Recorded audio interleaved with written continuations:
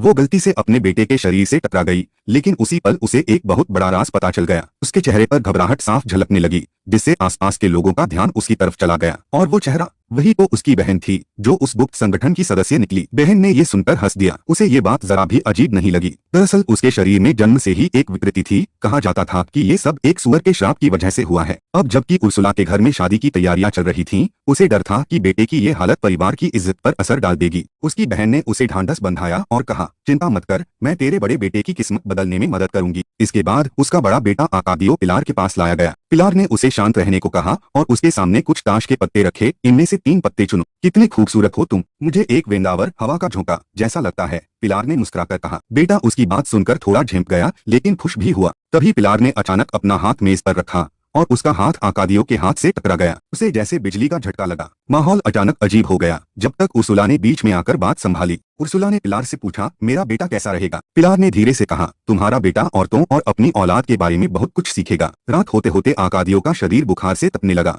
वो सो नहीं पा रहा था और फिर आधी रात को वो चुपके से अपने कमरे से निकलकर पिलार के कमरे की ओर चला गया। उस अंधेरी रात में बड़ा बेटा आकादियो एक सच्चा मर्द बन गया। अगले ही दिन उर्सुला को सब कुछ पता चल गया। वो 2 बेटों की देखभाल में मदद करना चाहती थी, लेकिन एक दिन जब दोनों के हाथ आपस में जुड़े हुए थे तो उनकी नजदीकी हरकतों को बेटे ने देख लिया। उसे समझ आ गया कि कुछ तो गड़बड़ है। छोटा भाई बार बार उससे पूछता रहा, लेकिन आखिरकार आकादियो ने अपना राज उसे बता ही दिया। हालांकि छोटा भाई उम्र में कम था, फिर भी वो अपने बड़े भाई के अनुभवों को ध्यान से सुनता रहा। इस तरह दोनों भाइयों के बीच एक गहरा रिश्ता बन गया। दूसरी ओर पिता हिसाई अब भी पहले जैसे ही थे। वे दिन रात तरह तरह के शोधों में लगे रहते थे। उनकी पत्नी उनके इन प्रयोगों से खुश नहीं थी और चाहती थी कि वो घर पर रहें, लेकिन हिसाई अपने काम को जारी रखना चाहते थे। उनका सपना था कि माँ कोंगडुओ भी आधुनिक विकास की दौड़ में पीछे न रह जाए। इसी दौरान एक दिन उन्होंने एक बड़ा प्रयोग करने की ठानी। यह चलन नया है, इसे सपोर्ट करे, लाइक और सब्सक्राइब जरूर करके जाए, मैं आपका बहुत आभारी रहूंगा। लेकिन तभी खबर आई, मेल्कियोर की मौत सिंगापुर के मैदान में हो गई थी। लाओ जे के शब्द आकाशीय गर्जना की तरह गूंज उठे।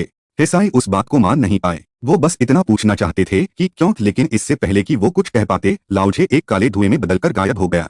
यहाँ तक कि जिस मंदिर में वो खड़े थे वह भी एकदम खाली हो गया। उस पल हिसाई को लगा जैसे उनकी पूरी दुनिया आधी रह गई हो। वे भारी कदमों से घर लौट आए। ये लैब असल में उसका सबसे बड़ा सपना थी, उसका बड़ा मूंछों वाला प्रोजेक्ट। अब आखिरकार उसने अपनी खुद की आवाज पाली थी। शुक्र था कि उसके साथ उसकी पत्नी थी, जो हर मुश्किल में उसका साथ देती रही। लेकिन उधर लैब में जो अल्केन प्रयोग उसने किए थे वो अब खतरे में पड़ गए थे।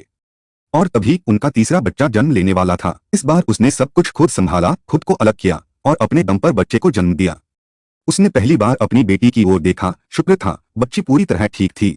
सुबह जब सब लोग खुशी मना रहे थे, तभी हिसाई दौड़ता हुआ आया। उसकी अल्केन प्रयोग आखिरकार सफल हो गई थी, लेकिन तभी उसके छोटे बेटे ने हंसते हुए कहा, पापा ये तो कुत्ते की गंदगी जैसी लगती है। हिसाई ने गुस्से में बिना सोचे एक थप्पड़ जड़ दिया। इसे पता था कि उसी थप्पड़ से वो अपना बेटा खो देगा। पहले तो किसी ने ज्यादा ध्यान नहीं दिया, पर कुछ दिनों बाद बड़ा बेटा घर छोड़कर चला गया। उसने पिलार के पास जाना भी बंद कर दिया। उसे अब लैब, शोध या परिवार किसी चीज में दिलचस्पी नहीं रही। वो बस पिलार के साथ हर दिन रहना चाहता था, वही उसकी दुनिया बन चुकी थी। एक दिन दोनों मंदिर में खेलने पहुंचे। वहाँ की एक मक्खी ने उन्हें अजीब सी मोह में डाल दिया। लेकिन तभी पिलार ने धीरे से कहा, आकादियो तुम पिता बनने वाले हो। ये सुनकर आकादियो का चेहरा हरा पड़ गया। लेकिन मैं तो खुद अभी बच्चा हूँ। लगता है बड़ा बेटा अब परिवार के साथ नहीं रहेगा। वो सब कुछ छोड़कर चला गया है। यह चलन नया है, इसे सपोर्ट करे, लाइक और सब्सक्राइब जरूर करके जाए, मैं आपका बहुत आभारी रहूंगा। वो कनास्ता ओह, बस इतना ही निकला उसके मुंह से। बेटा दूर आसमान की तरफ देख रहा था। तभी उसे एक जानी फटानी परछाई नजर आई। उसने अपने पिता को आवाज दी, पापा जरा देखिए वो कौन है। हिसाई ने नजदीक जाकर देखा। वो तो वही था जो लंबे समय से गायब था। वो शहर के दूसरे छोर तक गया था और अपने साथ कई तरह के औजार और सामान लाया था जिन्हें सब पहचानते थे। लेकिन अफसोस वो अब भी अपने बड़े बेटे को नहीं ढूंढ पाया था। हिसाई ने अपनी पत्नी की तारीफ की, जो इतने समय तक परिवार को संभालती रही। उसने फिर से अपने काम की तरफ ध्यान दिया और गलती से एक ऐसा प्रयोग कर बैठा जिसने माँ कोंगडुओ शहर और पूरी दुनिया का नक्शा बदल दिया। उनके साथ 2 नौकर और आ गए थे और कुछ समय तक जिंदगी शांति से चलती रही। यह चलन नया है, इसे सपोर्ट करे, लाइक और सब्सक्राइब जरूर करके जाए, मैं आपका बहुत आभारी रहूंगा।